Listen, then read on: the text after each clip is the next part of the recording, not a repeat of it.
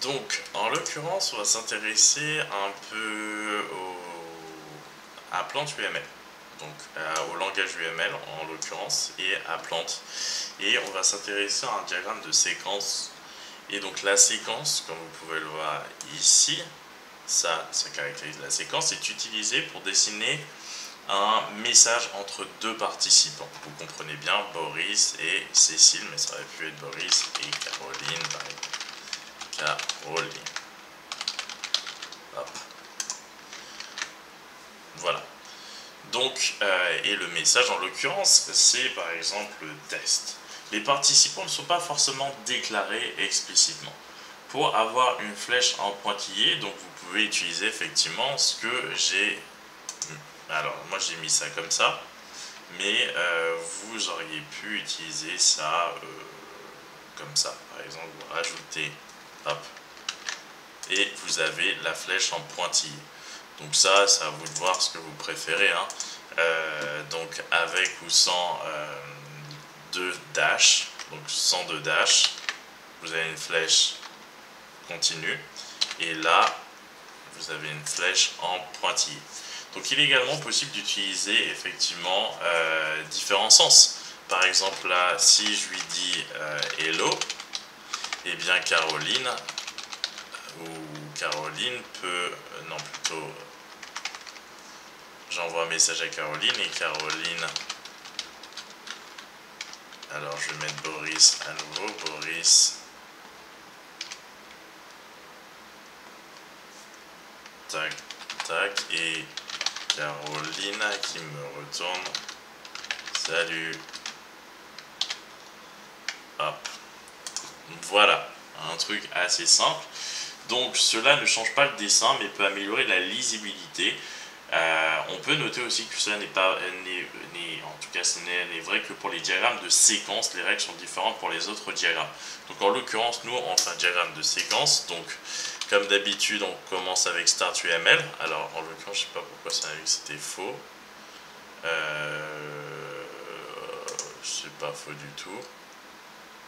Ah, j'aurais pu lui donner un nom. C'est vrai que j'ai pas donné un nom au diagramme. Je vais l'appeler message. Tout simplement. Je lui ai donné un nom. Et donc là, il y a un petit nom. Ensuite, vous voyez que j'adresse effectivement un message à Caroline, hello, et que Caroline me répond salut à son tour. C'est assez simple. Pour un exemple de base, ça fait le job. Donc la déclaration maintenant d'un participant. Si le mot-clé participant est utilisé pour déclarer un participant, il est possible d'exercer un contrôle accru sur ce participant. Donc l'ordre de déclaration sera l'ordre d'affichage par défaut. Donc en l'occurrence, on n'a pas mis beaucoup d'informations sur notre petit plan UML pour l'instant, mais on va en ajouter. Comme ça, notre diagramme en aura également.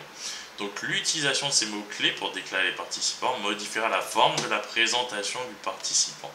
Nous, ce qu'on va faire pour être un peu plus intéressant, c'est qu'on va déclarer effectivement un acteur. Comme ça, au moins, vous allez voir un petit bonhomme. C'est plutôt cool. Hop, hop, hop. On va déclarer un petit acteur. Donc, actor.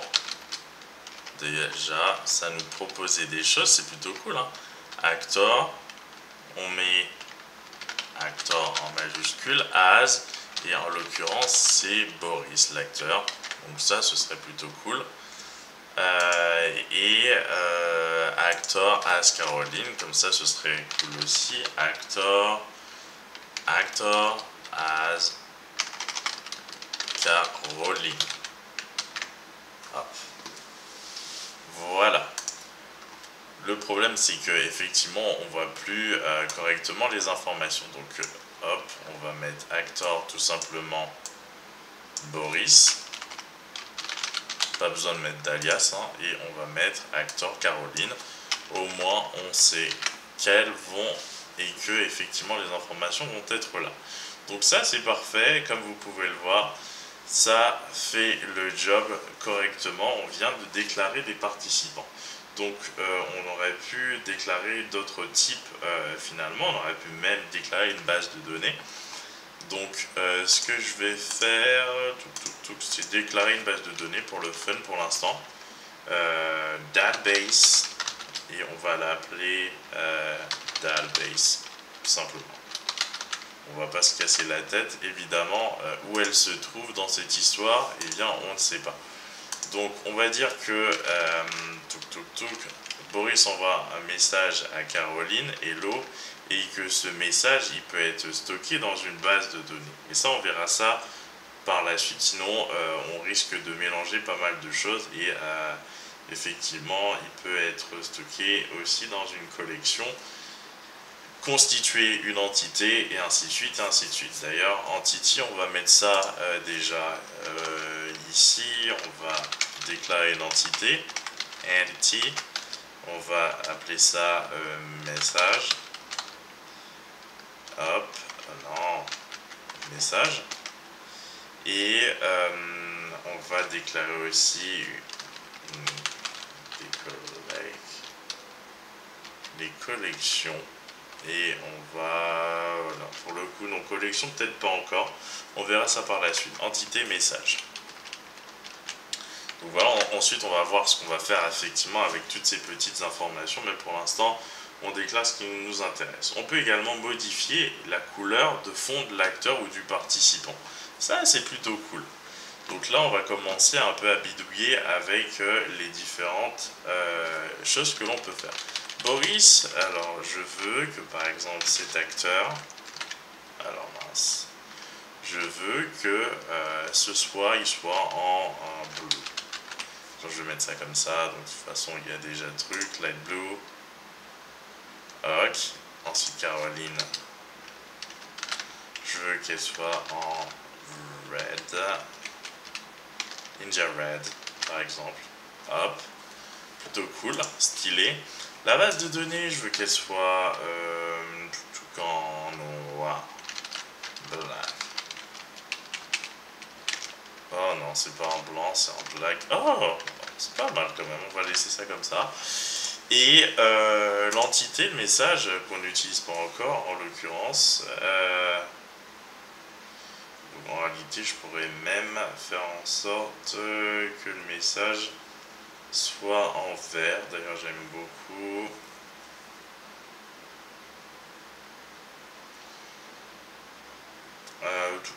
Je vais mettre ça. Je vais mettre même les messages.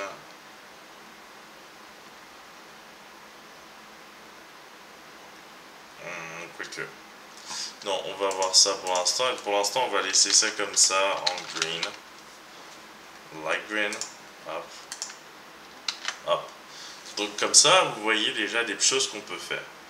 Donc là, on revoit l'acteur Boris, l'actrice Caroline, la base de données, on ne l'utilise pas encore.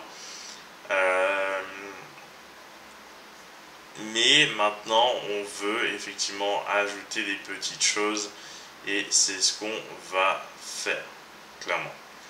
Donc, hop, hop, hop, on va faire en sorte que les choses soient plus intéressantes. On va imaginer que là c'est mon front, je vais l'appeler comme ça. Là c'est mon back. Ça on rentre un peu dans le vif. Hop, hop, participant, que j'aurais dû l'appeler. Non, c'est les différents participants, donc en fait on s'en fiche un peu. Que j'aurais pu appeler ça directement participant. Maintenant, acteur c'était bien, mais je vais mettre participant. Je vais mettre participant aussi. Hop. Front et back. Et ce que je vais faire, c'est que le front envoie quelque chose au back. à savoir généralement authentication request ou une request tout court. On va dire qu'il envoie une requête request et que le front reçoit du back. Comme ça, on s'approche en gros d'une idée intéressante, une response. Response. Hop, hop, hop, hop, hop. Donc là, il y a des petites choses qui se font. En l'occurrence, là, il y a un message qui peut servir en réalité, qui peut servir, mais là, je suis pas certain que ça serve tout de suite. Donc, on a des participants, donc on a, et d'ailleurs, on aurait même pu créer un acteur qui aurait représenté l'utilisateur. Donc, on va juste mettre un acteur user couleur light salmon. Hop, on lui met une petite couleur, le user. Il fait une action avec le front, le navigateur. J'ai appelé front, mais j'aurais pu mettre autre chose. Donc user. Hop, et on peut même dire que le petit user envoie un message au front. Donc ce qu'on va faire, c'est qu'on va mettre user. Alors pourquoi j'ai mis ça en majuscule? Ouais, c'est pas grave. User.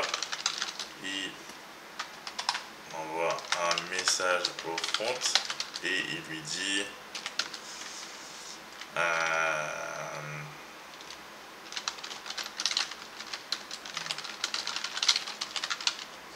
je veux voir des choses.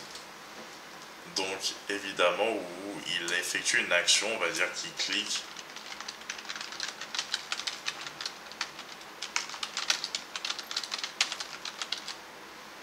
Je clique sur le bouton. Assez intéressant, donc je clique sur le bouton. Et effectivement,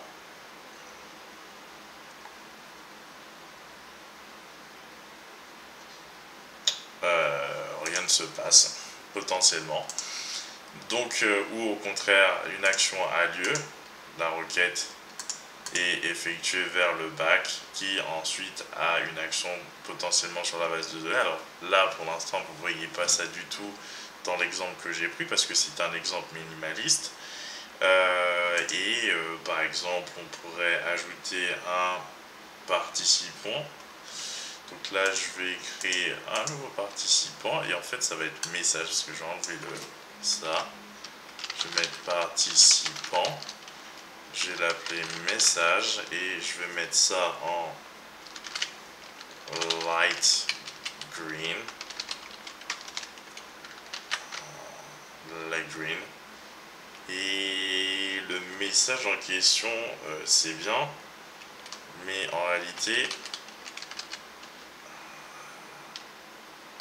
fin du processus. As message. Alors là, je l'ai mis as message, ok, fin du processus. Et ce qu'on va faire, c'est que on va dire que user il va tac par rapport à message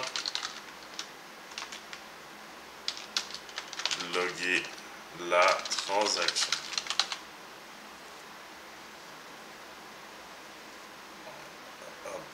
Tout simplement. Ça c'est une façon effectivement d'écrire les choses. Alors évidemment j'ai fait ça comme j'ai pu. Alors donc, voilà, donc vous voyez différentes petites choses. Évidemment on va continuer à développer ça dans une prochaine vidéo. Là c'était juste pour vous présenter les petites choses que vous pouvez faire déjà dans un premier temps, et évidemment on verra des choses un peu plus logiques dans un second temps.